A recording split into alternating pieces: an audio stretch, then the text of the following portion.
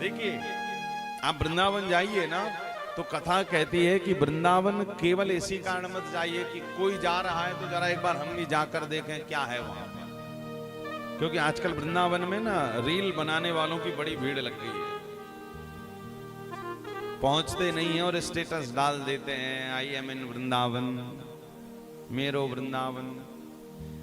आपको पता है इतने लोग बाहर से आने लगे कि जो वहां के रहने वाले ब्रजवासी वो तो अब निकलते ही नहीं। वास्तविक ब्रज का दर्शन यदि करना है तो ब्रज कंदराओं में जाकर संतों का दर्शन करिए, कैसा अपना सर्वस्व त्याग कर बस लगे हुए हैं।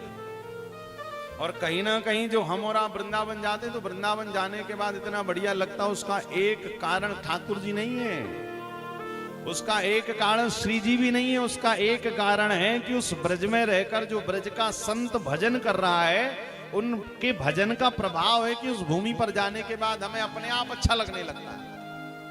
उन संतों की माला का पुण्य है कि वहां पहुंचते हैं और हमारे मुख से भी राधे राधे निकलने लगता है। ठाकुर जी तो आपके घर में भी होते हैं, आपके शहर में भी मंदिर होता है, किंतु उस मंदिर में टाइम टेबल रहता है।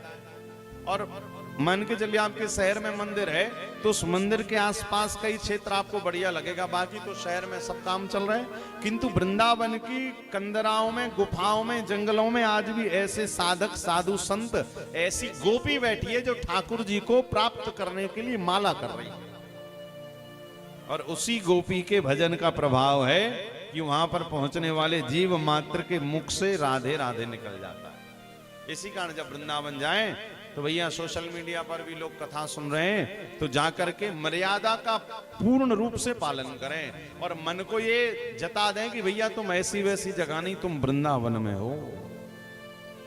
दो भूमि ऐसी हैं जिनका प्रलय में भी कभी विलय नहीं होगा, पहली वृंदावन है और दूसरी भोले बाबा की काशी नगरी।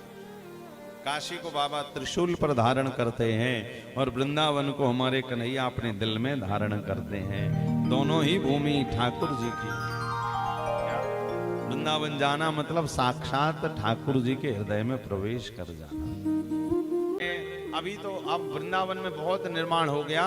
जब हम पहली बार वृंदावन गए थे लगभग 1999-2000 में, जब हमने वृंदावन की वो रूप माधुर्य, वो सौंदर्य को देखा है, वास्तव में वृंदावन में इतने वृक्ष हुआ करते थे और उन वृक्षों को देखने के बाद, उन वृक्षों के नीचे बैठने के बाद लगता था जैसे वास्तव में हम प्रिया प्रीतम की गोद में विराजमान हैं। जैसे आप लोग निधिवन का दृश्य देखते हैं ना अभी, वैसा पूरा वृंदावन था पहले, किंतु वो तो निधिवन स्थान ठाकुर जी की रास का, इसी कारण उसको सुरक्षित किया गया। अब तो बड़े बड़े महल अट्टालिकाएं बन गई हैं, एसी लग गए हैं, बस जाओ पड़े रहो, जाकर जरा दर्शन कर लो बिहारी जी के। वो भी पंडा जी इतना भगाते हैं कि 2 मिनट भी ठाकुर जी को ढंग से देख नहीं पाते।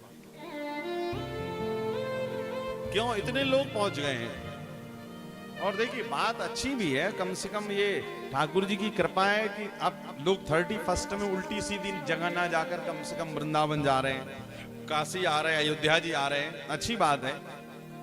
किंतु मैं यही कहना चाहूंगा कि भैया केवल तुम वृंदावन मत जाओ, वृंदावन भी तुम्हारे अंदर आना चाहिए, तभी प्रिया प्रीतम का तुम्हें साक्षात्कार होगा। केवल तुम मत जाओ,